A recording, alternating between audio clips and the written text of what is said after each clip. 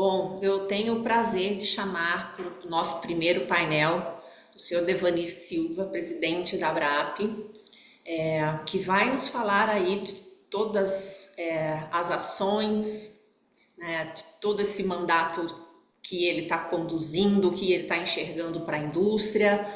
Muito obrigada, Devanir, por estar aqui conosco. Passo a palavra para você.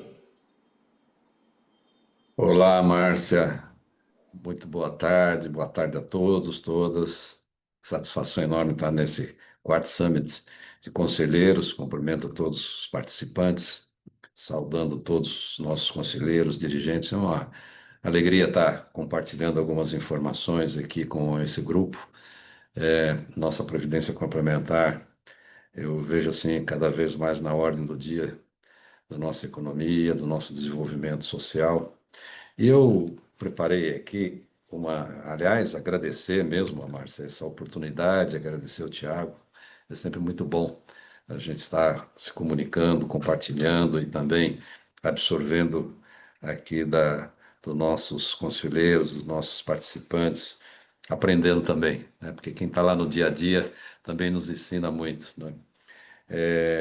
Eu preparei uma apresentação procurando traduzir o que eu vejo assim de tendências e inovações na Previdência Complementar. E eu gostaria de abordar esse tema em quatro tópicos, né? Um pouco dos avanços recentes, o que eles significam para a Previdência Complementar, um pouco dos pontos que nós consideramos pendentes e são importantes, né, para que essa previdência se desenvolva, um pouco de visão de futuro, como nós estamos vendo essa previdência em futuro, né? E queria finalizar tratando de três projetos que eu considero importantes e eles são impactantes para o sistema. Um deles focado nas micropensões, que eu vou detalhar um pouco mais, um pouco da Frente Parlamentar da Previdência Complementar, que ontem instalamos lá em Brasília, queria comentar isso. E um projeto que é uma comunicação estratégica que nós estamos implementando, né, para tornar o que eu chamo de uma página em branco, né, para a sociedade do que somos, do que podemos fazer e como podemos integrar essa estrutura previdenciária brasileira. Então, eu preparei umas telas, eu vou procurar aqui compartilhar um minutinho, por favor.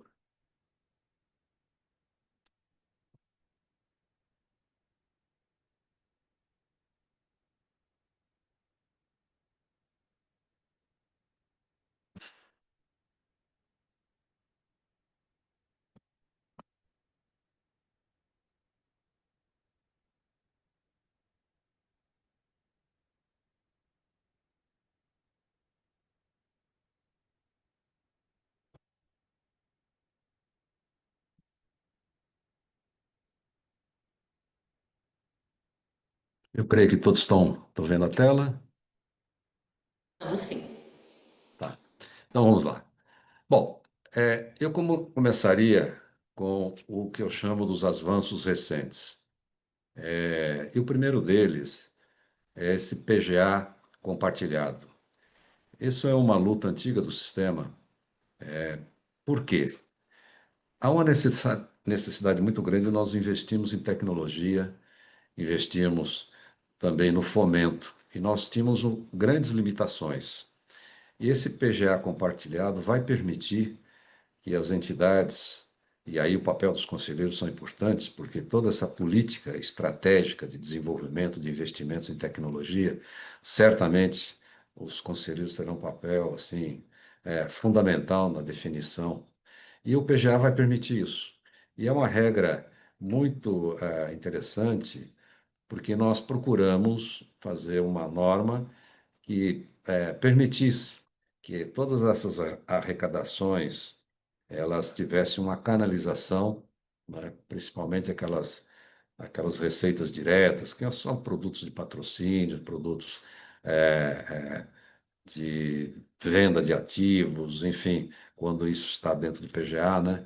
E outras receitas de seguros, enfim, isso vai compor, então, um conjunto, né, de receitas que você vai poder investir no chamado negócio previdenciário. E além do estoque que nós já tínhamos de PGA, vai ser possível utilizar parte dele, né? Até numa medida inteligente, porque o percentual é inversamente proporcional ao tamanho do PGA. Então, isso tem limitações, é importante ter isso também, né? Mas uma entidade pequena, uma média, vai ter um percentual maior de uso do PGA, isso é muito importante. Então, eu considero esse um avanço importante. Outro avanço fundamental foi a reforma tributária. Eu acho que longe, claro, ninguém pensaria em tributar, né, a nossa previdência complementar. E isso foi afastado, o EBS e o CBS. Mas mais do que isso, o que eu considero assim fundamental foi a consagração dessa entidade fechada de previdência complementar na ordem social. Isso é importante, né? Porque esses dois tributos eles não se aplicam desde que você cumpra as obrigações de uma entidade assistencial. Isso é importante para nós. Isso eu vejo e eu acompanho isso há muitos anos, né? Desde a Constituição de 88, isso vem sendo perseguido.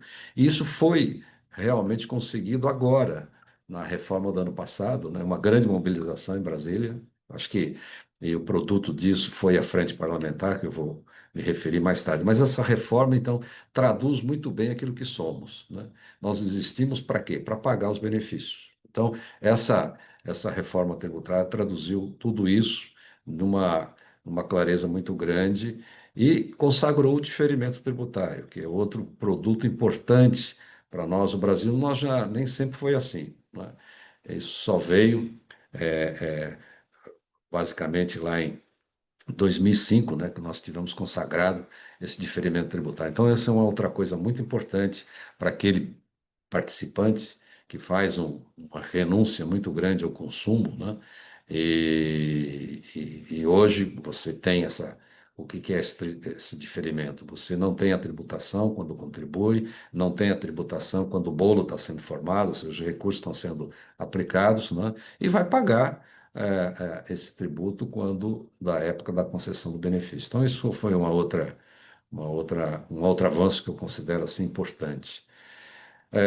Também tivemos esse avanço da inscrição automática. Isso, para um país como o nosso, né, que a gente tem uma baixa educação previdenciária, é muito importante isso aí. Então, é o PED, é o PED para sair, né? Não é o PED para entrar. E até eu tenho um exemplo muito interessante, Márcia, porque quando eu comecei a trabalhar, comecei numa empresa de engenharia, foi a primeira empresa a ter fundo de pensão no Brasil, segmento privado. Eram duas, na verdade, uma já não existe mais, a KM, mas a Fundação Promon. E lá, claro, né, todo mundo, de uma maneira muito interessante, e foi convidado a participar do plano, né? E eu, naquela época, muito jovem, poxa, ganhando pouco, putz, ainda vou ter que pagar esse negócio, né? Mas, enfim, hoje eu agradeço as pessoas que me introduziram. Foi a minha inscrição automática, viu, Márcia? Foi essa daí, né? Então, isso é uma coisa muito importante para o jovem, né? Acredito até pela inércia, ele vai acabar ficando. E nós vamos melhorar essa inscrição automática. Tem uma reunião prevista do Conselho Nacional de Previdência Complementar, vai ser no dia 8 de setembro, e essa inscrição automática vai permitir, por exemplo, que o estoque. E vejam, nós temos hoje em torno de 500 mil pessoas que as empresas oferecem o plano e o cidadão não participa. Ou seja, ele está rasgando dinheiro, né? Porque hoje cada unidade monetária que ele contribui, a empresa coloca outra. Quer dizer, o patrimônio dele dobra no dia seguinte, né? E ele não utiliza isso. Então, isso vai ser importante também por esse lado, né? Isso vai abranger também os instituídos, enfim. Então, a meu ver, quem fez isso, aqui no Brasil nós temos o exemplo da Funpresp-Exec, fez, e hoje o nível de adesão, de permanência é de 90%, né? Os ingleses fizeram isso há 10 anos e o número de participantes se mantém, né? E lá ainda tem uma coisa que eu quero chegar um dia, ter no Brasil também, tem a repescagem. A cada 3 anos, quem disse não tem a opção de dizer sim. Por que que isso é importante? Porque a vida muda. Hoje você pode estar comprometida com investimento, com alguma coisa, e lá adiante você tem a oportunidade, né, de retomar. Então, são coisas desse tipo. A outra. Outro que eu considero avanço, e eu vou dizer por quê, é essa questão de marcação de títulos na curva. Foi polêmico, há muita gente que reprova, tem transferência de riqueza, o mercado traduz melhor a precificação. Eu digo o seguinte: olha, o nosso negócio é o longo prazo, o nosso negócio é pagar benefício, né? O nosso negócio não é aquela cota do cidadão do dia a dia, aquilo ali é uma foto. O nosso negócio é o filme, é entregar isso lá no longo prazo. Então, hoje, quando você tem a possibilidade de uma estabilidade maior, né, para que essas pessoas elas possam oferir o seu benefício com segurança lá na frente, melhor. Isso tem sentido em algumas instituições financeiras, enfim.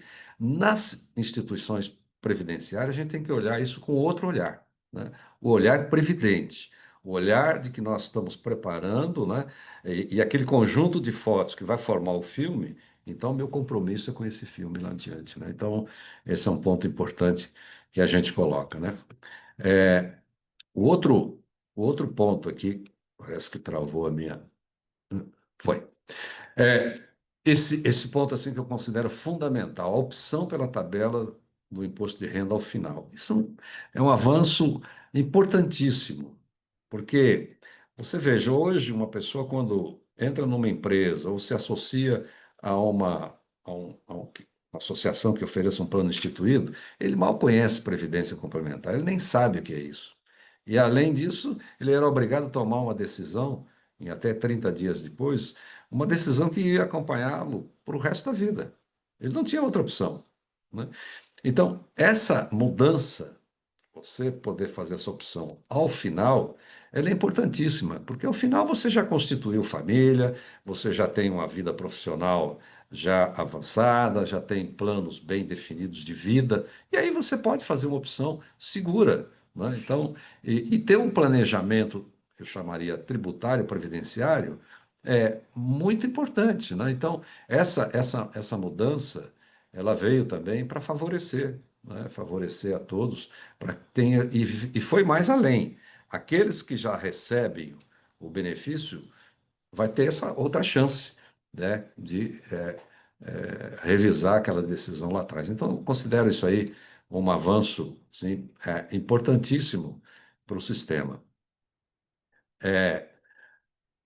Pontos que eu considero ainda pendentes e que eu acho que nós precisaríamos atuar, e estamos atuando, eu vejo assim, esforços lá da Secretaria, da Previc, da sociedade civil. Por exemplo, esse decreto 4942, esse trata do regime sancionador. Isso tem um efeito, Márcia, muito importante para os investimentos, porque é um decreto de 22 anos atrás.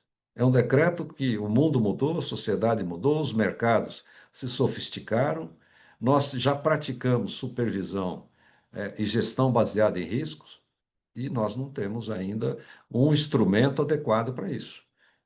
Então, é muito comum hoje nas fiscalizações você ser fiscalizado por resultado, não pelo processo.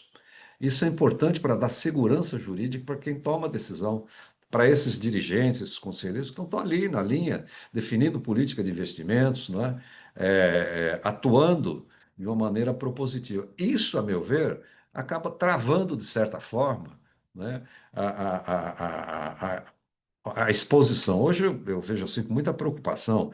Hoje o nosso sistema está excessivamente concentrado em títulos públicos, né? 76% do patrimônio.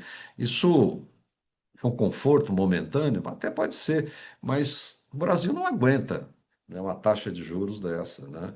E nós vamos ter, isso aí muda. E tudo isso por quê? Porque hoje o dirigente, a palavra é medo mesmo, né? Pô, eu vou assumir risco aqui e você fiscalizado com um instrumento desse aqui, né?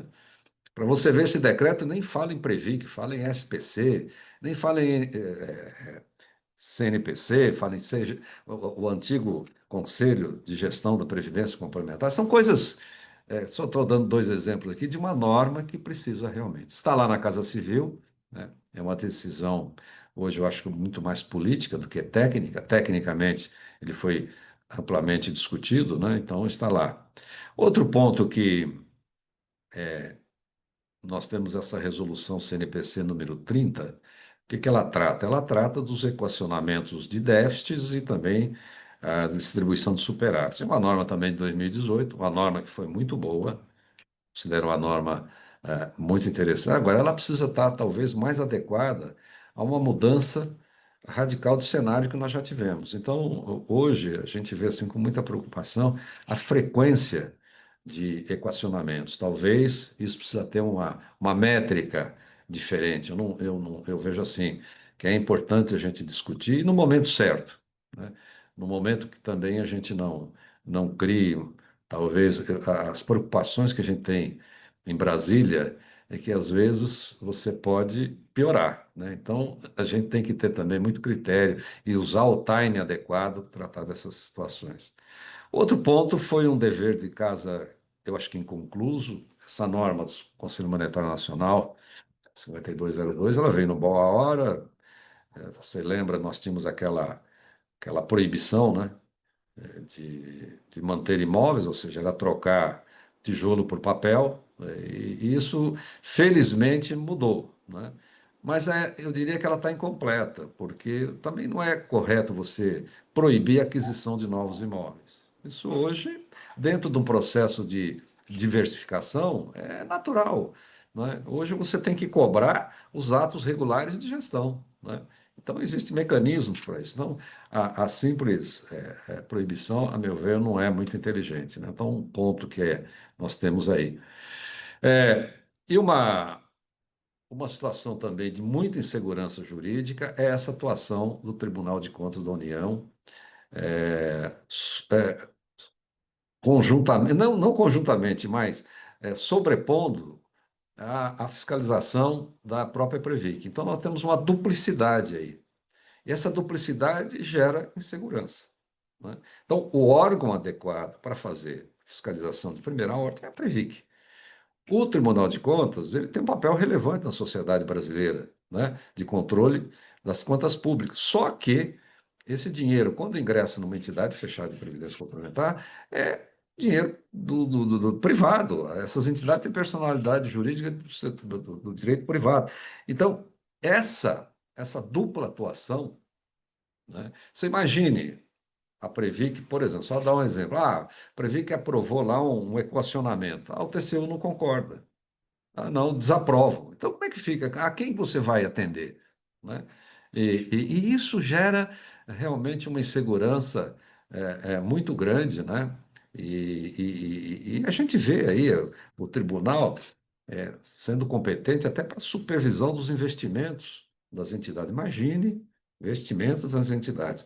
Um órgão que está capacitado tecnicamente, nós pagamos uma taxa de fiscalização para isso, né? E vem uma dupla fiscalização. Então, isso a gente precisa resolver. E a maneira que eu vejo para resolver isso aí é um convênio de cooperação entre Previc e TCU, né? O TCU fazendo a fiscalização de segunda ordem, o que quiser isso? O que eu quero dizer? Ele vai fiscalizar o patrocinador, saber se esse dinheiro que está indo lá para o plano, se está sendo.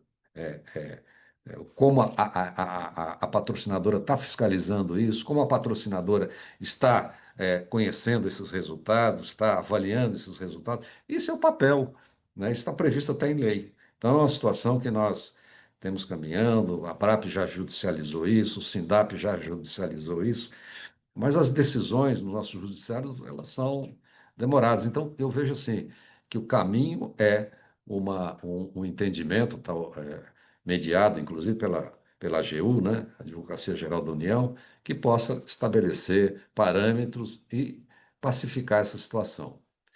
Bom, agora, falando um pouco do nosso futuro, eu acho que a gente tem alguns tesouros que eles são conhecidos E eu sempre falo, talvez a gente esteja falando muito internamente, ou seja, catequizando os convertidos, né? Então a gente precisa falar um pouco para fora.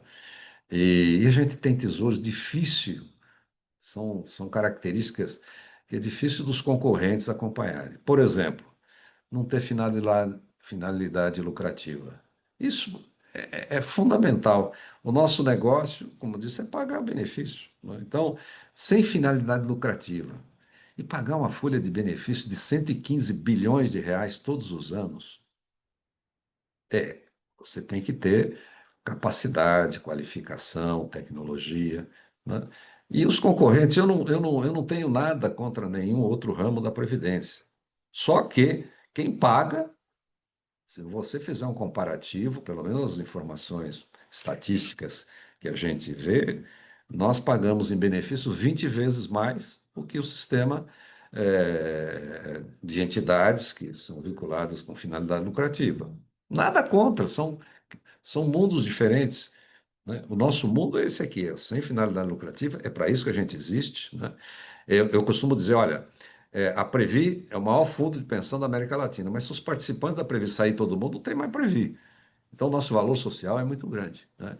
Então, e é esse compromisso que eu vejo assim, esse é tesouro, né? Pagar benefício, né? É um sistema que ele é colaborativo, né? Então, a gente viu essa mobilização em Brasília ontem, que eu vou comentar um pouco mais adiante.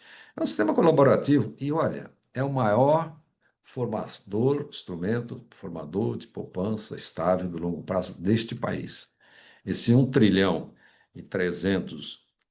de reais, eles têm uma estabilidade muito grande, eles se formam num ciclo longo e vai ser consumido também num ciclo muito longo. Nós estamos falando de 50 anos, né? Então, ele tem um,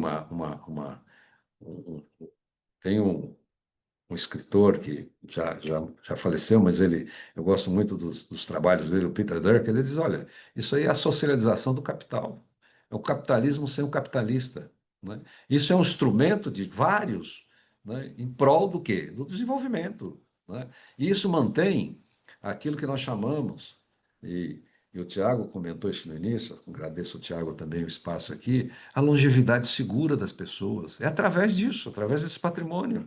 É, eu vejo cada vez mais esse participante como dono, né? Não, e dono e cliente. É aquele que precisa ser conquistado todos os dias. Vocês sabem muito bem isso. O cliente tem que conquistar todo dia, tem que estar junto todo dia, né? Tem que fazer eventos como esse aqui, Summit, todo dia, para mostrar que, né, estão focados, né? Então, para sentir essa segurança, enfim. Então, esse é um outro padrão que a gente vê assim, muito claro, né, desse participante. E o que eu imagino, se eu pudesse, e estamos trabalhando para isso, essa aqui é a fotografia que eu espero ver em 2035, né? Que a gente tenha um aperfeiçoamento regulatório, né? Que essa é uma legislação de proteção do trabalho social e que traga também os trabalhadores informais. O Brasil é um país da informalidade. Mais de 50% da PEA está no informal. O Brasil, em 2009, tínhamos lá 40 mil microempresários individuais, hoje tem 16 milhões. E a Previdência Social arrecada desse pessoal 1% da arrecadação. Só que essas pessoas, elas vão ter um benefício da Previdência Social. O BPC, pelo menos, vai ter, né?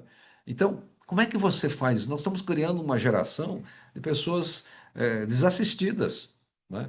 Uma outra coisa que eu acho importante, incentivo tributário, nós falamos aqui, já temos avanço, mas nós queremos mais. Quem faz essa renúncia para consumo num período tão longo, nós achamos que devia ter alíquota zero do imposto de renda. Isso, o país precisa realmente formar poupança, né? Então, e as pessoas precisam dessa poupança. Aliás, é uma outra dinâmica. Eu tenho dito, nós vamos ter que parar de vender plano de aposentadoria. Parece um paradoxo, né?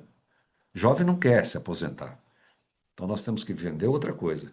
Nós temos que vender, olha, eu vou te ajudar a formar um patrimônio previdenciário para uma renda qualificada do seu futuro. E vou te ajudar a fazer isso. E eu tenho condição de fazer isso, né? Então, esse é um outro ponto. Incentivos para pequenas empresas. Já pensou, 2035, o Brasil tem 5 milhões de empresas. Pô, no nosso modelo, nós só temos 4.000 que patrocinam. Temos um manancial aí, né? E eu acho que isso daí, adequado dentro de uma política pública, isso é possível, né? Uma, uma inteligência artificial que impulsiona o sistema de previdência. Sistema, podemos passar 100% do PIB. Eu não estou sonhando, não, não. A gente que acompanha o cenário internacional mostra isso aí. Os holandeses já passaram muito do seu PIB, os ingleses, o pessoal da Dinamarca, Suécia, todos têm isso daí como política pública e são expressivos em relação. Se a gente pegar os países da OCDE, a média está entre 70% e 80% de PIB. Por que não? Por que que a gente não pode fazer isso aqui? Pode.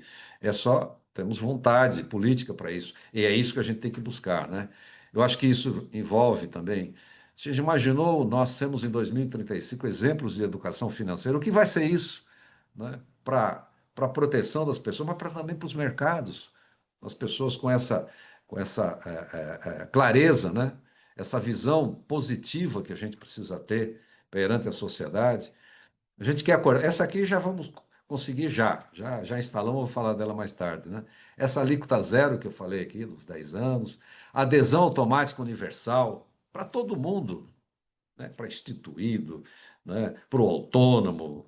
Temos maneiras de fazer isso aí. Tem produto, tem governança, temos competência para fazer isso, né? Todo esse processo ASG, eu coloco um I aí de integridade, está 100% disseminado no nosso sistema, né? Então, essa visão empreendedora de negócio também, eu acho que é.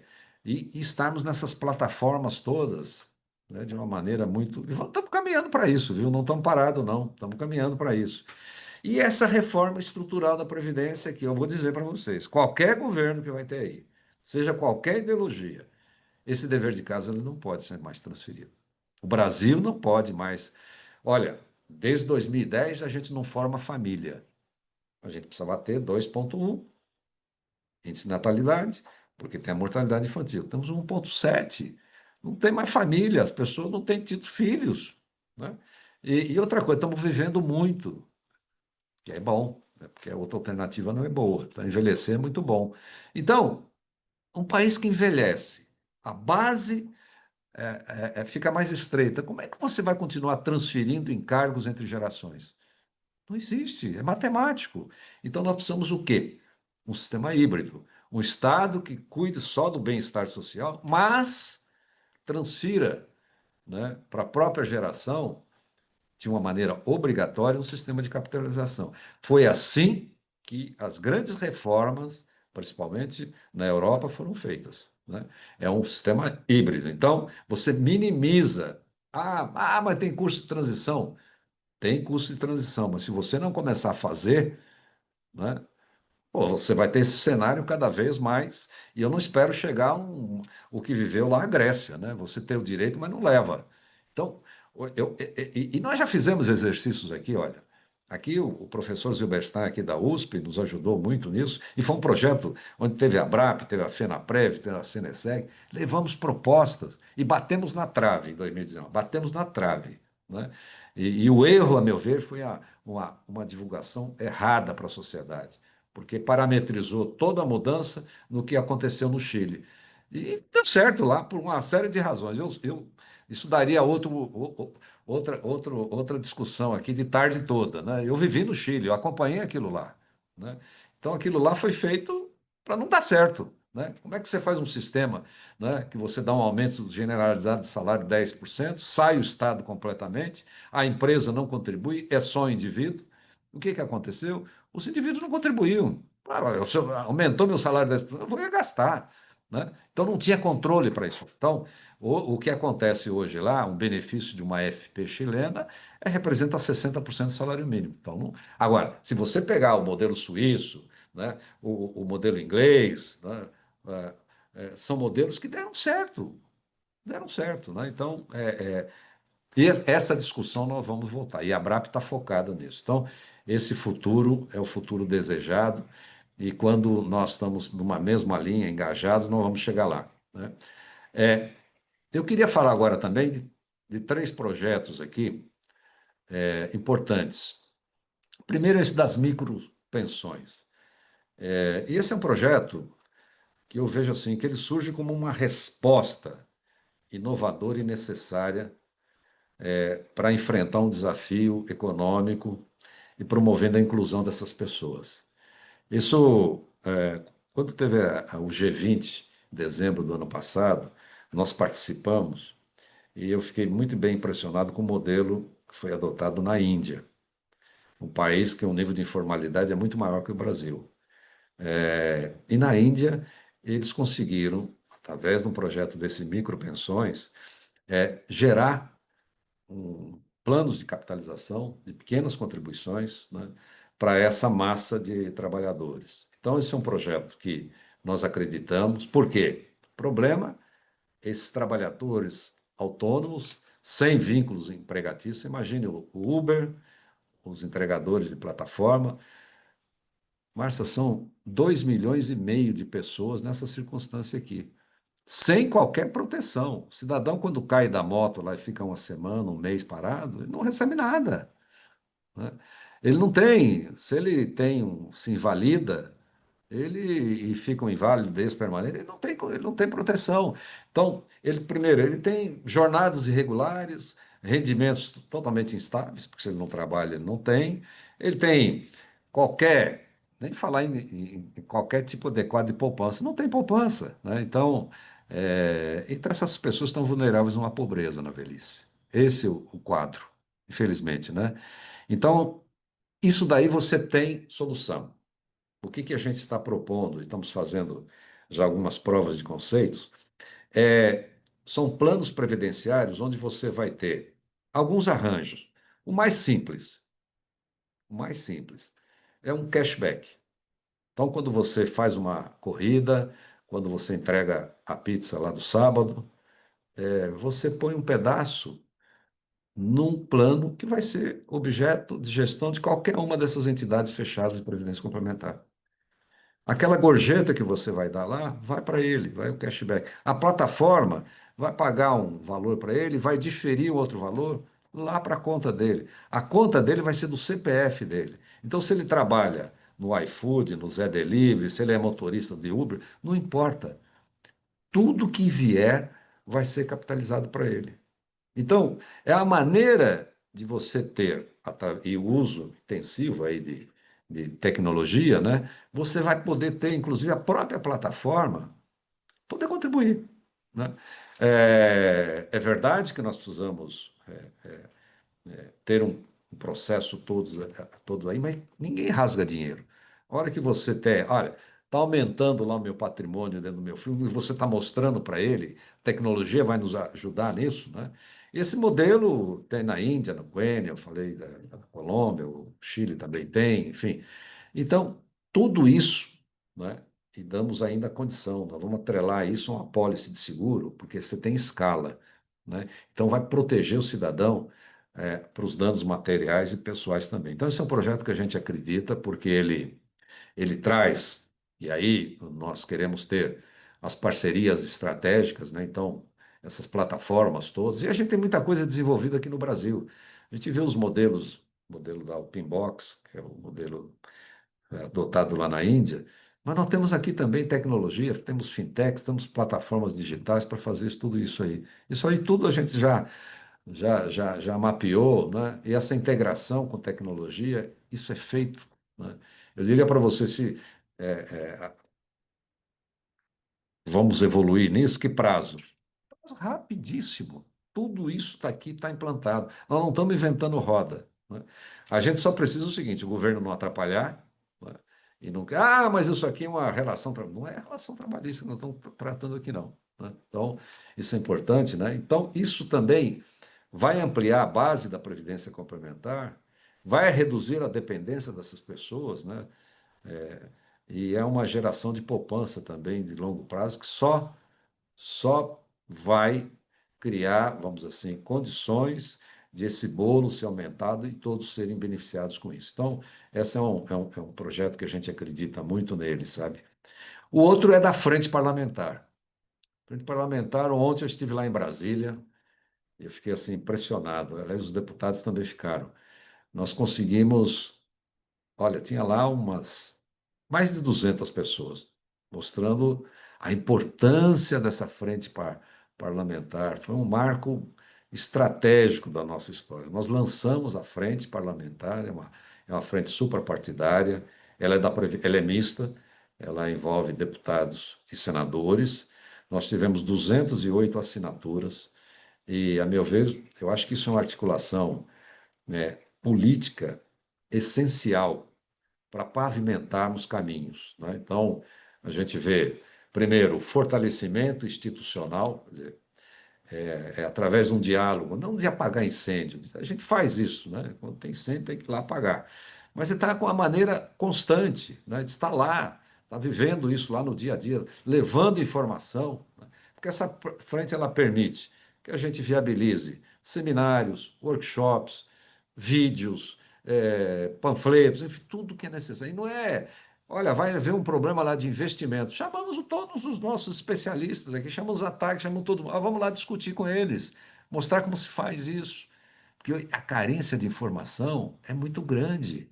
Então, isso nos dá nos permite ter voz, né, de uma maneira organizada, né? Então, e impulsiona esses debates todos, né? E eu vejo assim que propõe, e é de lá que nasce, políticas públicas, né, que envolvam aí esses trabalhadores todos, principalmente esses que estão fora, né? E acho que uma frente bem articulada, principalmente com uma eminência de nós temos que discutir reforma tributária, se você já tem um caminho pavimentado com esse conjunto de parlamento, porque é lá que vai ser decidido, né? É lá que vai ser decidido. Então, e isso promove também uma maior conscientização, né, desses parlamentares. Eu digo que estão falando em educação financeira e previdenciária, é deles também conhecerem melhor isso aí e a importância disso para o país, né? Então, é um projeto que a gente vê que vai gerar impacto social importante, né? Dá segurança jurídica também para as leis, para a aplicação dessas leis. Eu acho que ele garante confiança dos nossos participantes, porque é, e é importante também você fomentar os investimentos de longo prazo com segurança. Então, regras estáveis é importante, e o parlamento, e pode contribuir, e acredito, pode não, vai contribuir com o desenvolvimento do mercado de capitais. E outra coisa é onde nós vivemos, né? E isso impulsiona a economia brasileira. E, já caminhando aqui para o encerramento, mas eu queria falar desse projeto de comunicação estratégica, né? Eu acho que essa é o grande desafio disso, não é aquela assessoria de imprensa que a gente fala, repete, está sempre à disposição de dar informação, mas ter uma comunicação que torne para a sociedade uma clareza absoluta dos valores dessa previdência complementar, dos valores que ela pode ter na vida das pessoas, né? E esse projeto é um projeto que nós lançamos aqui, tivemos magníficos apoios, contratamos uma empresa especializada nesse marketing institucional, e o que se quer é que nós mostramos para a sociedade que há décadas, né, de solidez, de boa governança e compromisso com os participantes. Nós já passamos por tudo nesse país. O mais recente, 2020, pandemia. Olha, nenhum benefício deixou de ser pago, nenhum ativo foi vendido de maneira depreciada. Nenhuma reserva foi resgatada. Pelo contrário, né? Nós aproveitamos as boas oportunidades do mercado e isso traduziu em solidez. Isso precisa ser transmitido com muita clareza, né? Esse modelo que ele é mutualista, ou seja, ele é um modelo solidário, é um modelo sustentável, né? E, acredito eu, é motivar o que eu chamo da cidadania previdente, é o estímulo ao planejamento de vida e à educação financeira, né? E isso começa, ano passado, esse ano, lançamos lá com o Ministério da Previdência, singela, Poupadores do Futuro, e fomos para as escolas, ensino médio. Márcia, foram 10 mil, um número expressivo. Para um primeiro ano, tenho certeza que o ano que vem a meta vai ser 100 mil. E por aí vai afora. Nós precisamos levar essa mensagem desde da informação pequena, né? Em casa, eu tenho lá com os netos, eu faço o seguinte: eu tenho três cofrinhos. Um pequeno, isso aqui é para você consumir imediatamente, se você quiser. Um médio, olha, se você quiser um negócio que vai, põe nesse. Agora, se você quiser futuro, comprar lá o seu computador novo, o seu iPhone, esse aqui é o de futuro. Olha, o do futuro está mais cheio, viu? Isso é a questão de motivação, é uma questão de você fazer, né, e motivar as pessoas de uma maneira que eles entendam, né? Porque a linguagem ela precisa ser adequada para os vários públicos, né? Então, plataformas de narrativas, eu digo o seguinte: a linguagem que a gente tem com o jovem é uma linguagem diferente, né? Ele pega informação aí na internet, nas mídias sociais, é ali que a gente tem que estar atuando, com games. Então, é uma maneira, podcast, essas coisas todas, que é a maneira que ele entende, né? Ele sabe que ele precisa de alguma coisa no futuro. Então, nós precisamos articular, né, como chegar. Então, o que se espera é uma transformação de imagem desse sistema, né, uma imagem positiva cada vez mais, né? Então, ampliar a presença desse público, né, através desse debate, fortalecer institucionalmente, né, e gerar confiança, né? Nós oferecemos isso, confiança, né? E a reafirmação do papel como protagonista na construção de um país, eu diria, mais inclusivo e mais justo. Então, é, Márcia, são esses os pontos aqui que eu trouxe aqui para o nosso debate. É uma coisa que a gente espera que isso aqui frutifique, né? E que a gente possa ter um sistema cada vez mais inclusivo, né? Um sistema que ele possa gerar confiança nas pessoas, que as pessoas possam acreditar que tem condição de fazer, tem condição de dar certo, né? E é um projeto de integração. Mas fico aqui à disposição aqui para o nosso debate. Agradeço a atenção e a paciência com que me ouviram. Imagina, é uma apresentação tão rica, né? Porque é, nenhum projeto unicamente é tão importante, senão a junção de todos eles, né? E a gente percebe um cuidado e um esforço muito grande para fazer com que todos aconteçam ao mesmo tempo, porque realmente eles são codependentes extremamente necessários. Tem um participante que colocou uma coisa aqui, e era até o comentário que eu ia fazer na sequência, que é um desafio extremamente grande, até porque a sociedade ela sequer entende a relevância da previdência social. Então essa comunicação, isso que você comentou sobre os informais e essa geração, né, que cada vez mais vai para o mundo dos serviços, muitos autônomos, o quanto você tem, né, o quanto a gente tem como órgão a responsabilidade para fazer com que a gente tenha aí um futuro para todas essas pessoas melhor, mais confortável, mais digno, né? Que acho que é o que a gente mais espera. Acho que, obviamente, que ter um futuro rico seria o sonho de todo mundo, mas o mais importante é você dar conta ali de pagar as suas contas, ter o seu lazer garantido. Acho que todos esses movimentos, realmente, todas essas ações são extremamente importantes para o setor. E na linha das perguntas que vieram aqui para nós, doutor Levanir, veio Uhum, uma sobre a história da tabela do IR, tá? A uhum. pergunta é: por que não se consegue a opção pela tabela do IR para planos que os participantes não exerceram o seu benefício? Daria opção para os participantes que estão há 5 ou 10 anos para exercer o seu benefício? Assim, a indústria reteria os participantes do plano da fundação. Qual que é a sua visão sobre isso? Olha, veja, o imposto é aquilo que eu estava me referindo na apresentação. O imposto de renda para a categoria de poupadores, né, de longo prazo, ela precisa ser incentivadora, né? Eu acho que já tivemos avanços, né? Como eu disse, essa lei 14.803, ela, 2024, ela já permitiu alguns avanços, né? Primeiro, que eu disse, é você poder fazer uma tabela, a opção para uma tabela regressiva mais adiante. Você não precisaria aqueles que estão no plano, né, que não fizeram a tabela opção pela tabela regressiva, poderão fazê-lo, né, antes da concessão do benefício. Então, isso é um avanço. Essa questão de alíquotas, também a gente vê que, na medida que você vai ficando mais tempo no plano, né, você pode ter uma redução e chegar até a alíquota zero também. Então, a proposta de modificações, elas são sempre bem-vindas quando favorecem a formação estável de poupança de longo prazo. Então, hoje, e aí a pergunta é interessante, porque nós temos um tipo de plano que nós chamamos de pré-sonho, que é justamente realizar sonhos das pessoas.